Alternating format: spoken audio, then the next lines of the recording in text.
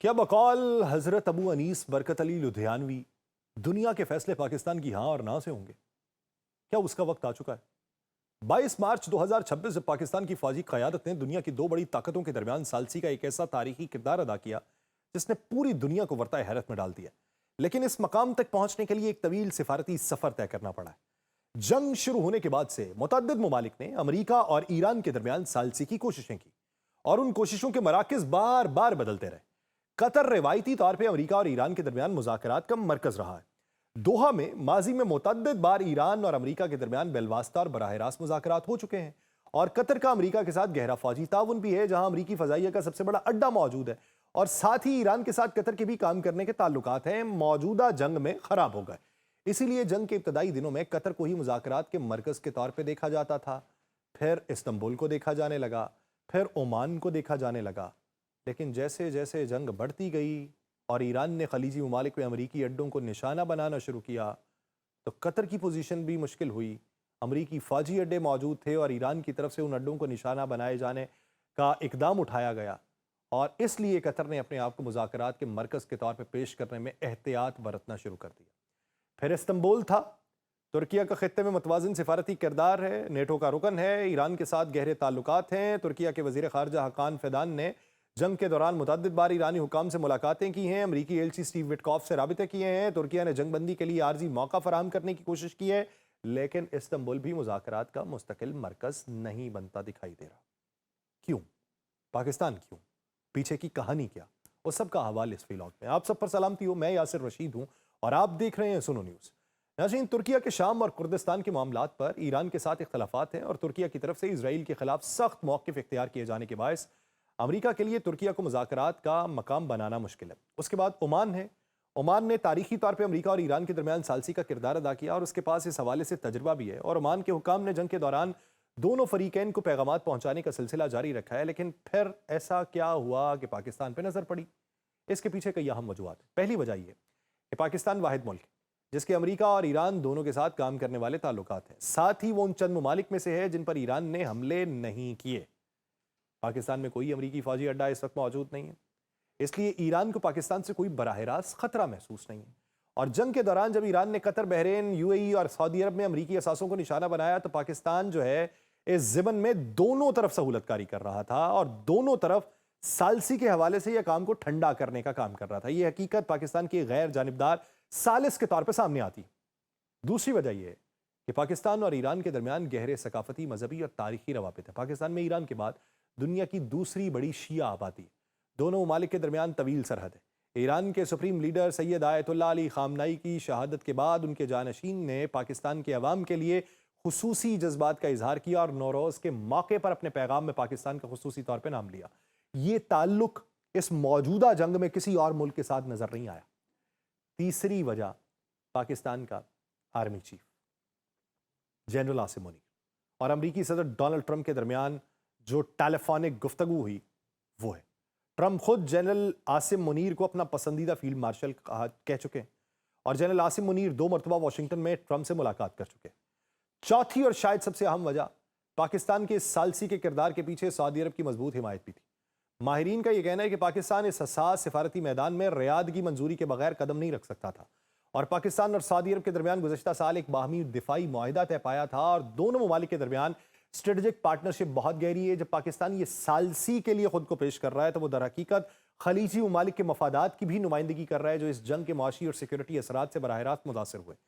जब पाकिस्तान पे नजर पड़ी है इस पूरे मंजरनामे में तो पाकिस्तान ने फौरी तौर पर एक मरबूत सिफारतकारी हिकमत अमली अपनाई। 23 मार्च 2026 को वज़ीर आज़म शहबाज शरीफ ने ईरानी सदर मसूद पेशकियान से टेलीफोन पर गुफ्तगू की। ये वो वक्त था जब जंग अपने चौथे हफ्ते में थी, खलीज फारिस में सूरत हाल कशीदा थी। वज़ीर आज़म ने उस कॉल के दौरान ईरान के साथ पाकिस्तान की यकजहती का इजहार किया और इंसानी जानी नुकसान पर दुख का इजहार किया।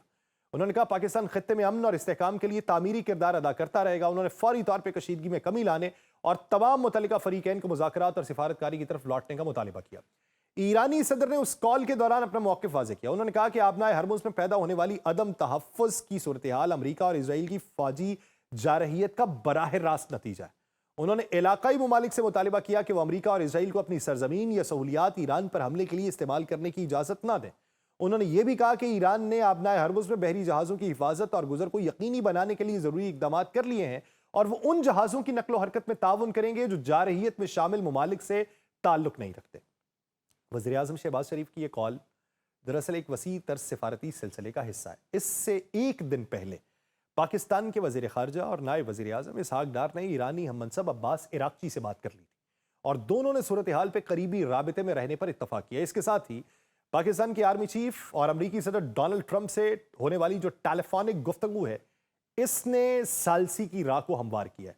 دو افراد جنہیں اس کال کی معلومات دی گئیں ان کے مطابق اس کال میں پاکستان نے اسلام آباد کو امریکی انتظامیہ کے سینئر عہدیداروں اور ایرانی حکام کے درمیان ممکنہ سربراہی اجلاس کے لیے ایک مقام کے طور پہ پیش کیا۔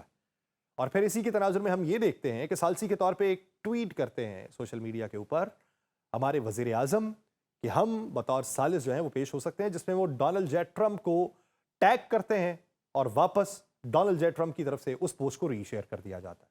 پاکستان کے اس سفارتی مرحلے کے بعد یا سفارتی دھکے کے بعد خلیجی ممالک کے ساتھ بھی رابطوں کا ایک نیا دور شروع ہوا۔ اسحاق ڈار صاحب گزشتہ ہفتے ریاض میں عرب ہم منصبوں سے ملاقات کر چکے ہیں، جس میں انہوں نے یہ بتایا کہ پاکستان امریکہ اور ایران کے درمیان ثالثی کر سکتا ہے اور کوشاں ہے۔ اگرچہ تفصیلات سامنے نہیں آئی لیکن اس ملاقات میں موجود ایک سفارتکار جو ہیں وہ یہ بتاتے ہیں کہ پاکستان ثالثی کی کوششوں میں سب سے آگے تھا۔ اس کے بعد مصر کے وزیر خارجہ جو ہیں بدر عبدالعاطی انہوں نے بھی اپنے ایرانی اور پاکستانی ہم منصبوں کے ساتھ وٹکوف اور قطر کے وزیر خارجہ سے بات کی۔ ترکیہ کے وزیر خارجہ حقان فیدان نے بھی اپنے پاکستانی اور ایرانی ہم منصبوں سے رابطے کیے۔ اس طرح ایک سفارتی مثلث تشکیل پائی گئی ہے جس میں ایک طرف وہ ممالک ایران سے رابطہ کرتے ہیں اور پھر پاکستان سے کرتے ہیں۔ پاکستان اور ترکیہ ایران تک پیغامات پہنچانے کا کام کر رہے ہیں، جبکہ مصر اپنے اسرائیل کے ساتھ براہ راست تعلقات کی وجہ سے ان پیغامات کے لیے ایک اہم چینل بھی بنا ہوا ہے جو دوسرے ممالک آسانی سے نہیں پہنچا سکتے۔ یہ ذمہ داریوں کی تقسیم ایک کثیر السطوح ثالثی نیٹ ورک کا روپ دھار چکی ہے، جس نے تہران اور واشنگٹن کے درمیان جو ہے براہ راست رابطے کی عدم موجودگی میں اسٹریٹجک اہمیت حاصل کر لی ہے۔ پاکستان کی اس سفارتی حکمت عملی کا ایک اور اہم پہلو یہ ہے کہ اس نے مصر اور ترکیہ کے ساتھ ہم آہنگی پیدا کر رکھی ہے۔ ایک پاکستانی جو ہیں وہ یہ بتاتے ہیں جو اہم عہدے کے اوپر ہیں کہ انقرہ، قاہرہ اور اسلام آباد کے درمیان ایک اسٹریٹجک ہم آہنگی نے ایک اہم سفارتی راستہ قائم کیا، جس سے یہ ثابت ہوا کہ علاقائی تعاون کشیدگی میں کمی کا سب سے مؤثر علاج ہے، اور یہ پاکستان کی قیادت تھی جس نے ان تین ممالک کو ایک پلیٹ فارم کے اوپر کھڑا کیا اور اس سفارتی محاذ کو منظم کیا۔ پاکستان کا یہ کردار دنیا کے لیے اس لیے حیرت کا باعث ہے کہ پاکستان خود اس جنگ کے معاشی اثرات سے بھی متاثر ہو رہا ہے۔ پاکستان کی زیادہ تر تیل اور گیس کی ضروریات آبنائے ہرمز سے گزرتی ہیں، اور ایران کی طرف سے اس آبنائے کی بندش کے باعث پاکستان میں ایندھن کی شدید قلت اور قیمتوں میں بے تحاشا اضافہ کا منظرنامہ تھا، اور پاکستان کے عوام جو ہے مہنگائی کی مار سے دوچار ہیں۔ پیٹرول کی قیمتوں میں ریکارڈ اضافہ ہو چکا ہے، معیشت تباہی کے دہانے پہ پہنچنے والی ہے، اور ان تمام مشکلات کے باوجود پاکستان نے نہ تو کسی کی حمایت کا اعلان کیا، نہ ہی کسی کے خلاف موقف اختیار کیا۔ اس کی بجائے پاکستان نے وہ کردار ادا کیا جو صرف وہی ملک ادا کر سکتا ہے جس کا خطے میں ایک منفرد اور متوازن سفارتی مقام ہو۔ تو یوں اب خطے کے فیصلے جو ہیں وہ مارگلا کی پہاڑیوں میں ہوتے ہوئے دکھائی دیتے ہیں۔ پاکستان کی اس ثالثی کا اثر فوری طور پہ عالمی منڈیوں میں دیکھنے کو ملا ہے۔ ٹرمپ نے ایران کے ساتھ بہت اچھی اور نتیجہ خیز گفتگو کا اعلان کیا، وہ ایک ٹرمپ کارڈ تھا علیحدہ سے، ایک فالس فلیگ تھا۔ تیل کی قیمتوں میں تیزی سے کمی آئی، لیکن اس کے بعد تیل کی قیمتیں پھر بڑھنا تھی جب یہ معلوم پڑا، تردید آ گئی ایران کی طرف سے کہ ہمارا کوئی اس طرح ڈائریکٹ ان کے ساتھ جو ہے مذاکرات کا منظرنامہ نہیں ہے۔ لیکن اس میں کہیں جو استحکام دکھائی دیا ہے وہ اس ضمن کے اندر کہ پاکستان کے بارے میں اطلاعات یہ تھیں کہ پاکستان اب میزبانی کر سکتا ہے اس پورے منظرنامے میں۔ برینٹ کروڈ کی قیمت $100 فی بیرل سے نیچے آ گئی ہے، کئی دنوں میں سب سے کم سطح ہے۔ پاکستان کی ثالثی کی کامیابی کا یہ پہلا عملی ثبوت ہے۔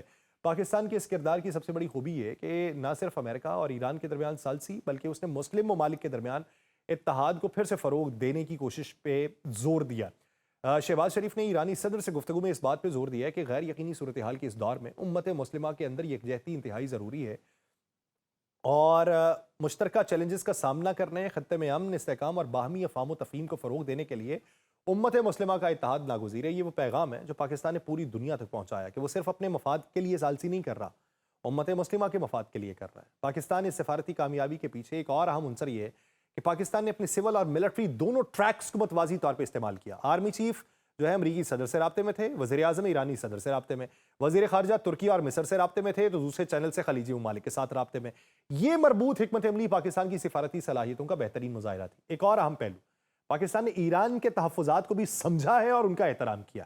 ایران کے وزیر خارجہ کے ترجمان نے واضح کیا ہے کہ ایران نے کسی بھی دوست ملک سے امریکہ کی جانب سے مذاکرات کی درخواست کے بارے میں پیغامات موصول کیے ہیں اور انہیں مناسب جوابات دیے ہیں۔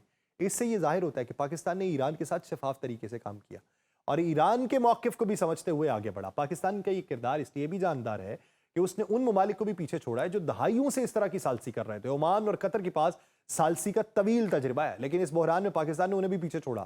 پاکستان کی یہ کامیابی اس کی خارجہ پالیسی کی پختگی اور اس کی سفارتی صلاحیتوں کا منہ بولتا ثبوت ہے کہ را کا ایکس چیف یہ کہہ رہا ہے کہ پاکستان اس وقت بازی لے چکا ہے۔ اس نے جس طریقے کی ڈپلومیسی کی ہے تاریخ میں 70 سالوں میں آج تک دکھائی نہیں دیتی۔ ایکسپرٹس یہ کہتے ہیں کہ پاکستان اب خطے میں ایک متوازن قوت کے طور پہ ابھر رہا ہے۔ جب براہ راست رابطے کے چینل بند ہوتے ہیں تو وہ ممالک جو لچکدار اور متعدد پہلوؤں سے جڑے ہوئے ہوں تعلقات رکھتے ہیں، فیصلہ کن کردار ادا کرتے ہیں۔ موجودہ بحران پاکستان کے لیے ایک موقع ہے کہ وہ اپنے علاقائی اور عالمی مقام کی نئی تعریف کرے، اعلیٰ سطح کے بحرانی سفارتکاری میں ایک مرکزی کردار ادا کرے اور ایسے ممالک کے طور پہ کرے جہاں پہ سفارتی کامیابی پوری دنیا کو یہ پیغام دے کہ پاکستان اب وہ ملک نہیں جو صرف دوسروں کی پالیسیز پر عمل کرے، بلکہ وہ ملک ہے جو ایک پالیسی ساز اور امن کا ضامن بنے۔ جب دنیا کی دو بڑی طاقتیں جنگ کے اندر کودی ہوئی ہیں اور پوری دنیا کی معیشت تباہی کے خطرے سے گزار ہے، تو پاکستان وہ کردار ادا کر رہا ہے جو صرف ایک بڑا ملک کر سکتا ہے، ایک دانش مندانہ کردار ثابت کر رہا ہے کہ سرحدوں کی حفاظت کے ساتھ ساتھ پوری دنیا میں امن و استحکام کے لیے بھی ایک ستون کی حیثیت اختیار کریں۔ یہ وہ پاکستان ہے جیسے دنیا نے آج دیکھا ہے، ایک پاکستان جو قطر، استنبول اور عمان کو پیچھے چھوڑ کے عالمی سفارتکاری کا نیا مرکز بن رہا ہے، خطے کی ایک نئی طاقت جس کی آواز واشنگٹن اور تہران دونوں میں سنی جا رہی ہے۔ وہ پاکستان جو خطے کا سب سے بڑا اور قابل اعتماد سفارتی اثاثہ بن رہا ہے۔ یہ تشخص اب پوری دنیا میں مقام رکھے گا اور آنے والی دہائیوں میں خارجہ پالیسی کی اصل بنیاد یہی والا ہوگا۔ مجھے دیجیے اجازت، اللہ نے کے بعد۔